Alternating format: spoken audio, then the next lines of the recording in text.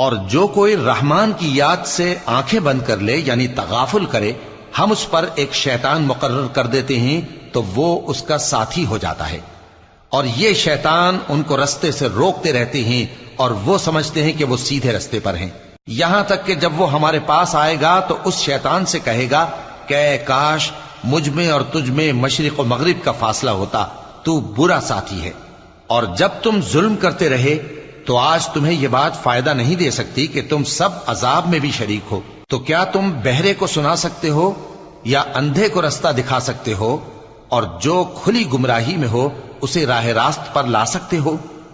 پھر اے پیغمبر، اگر ہم تم کو وفات دے کر اٹھا لیں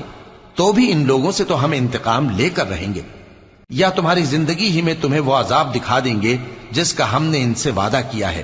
کیونکہ ہم ان پر قابو رکھتے ہیں۔ پس تمہاری طرف جو وحی کی گئی ہے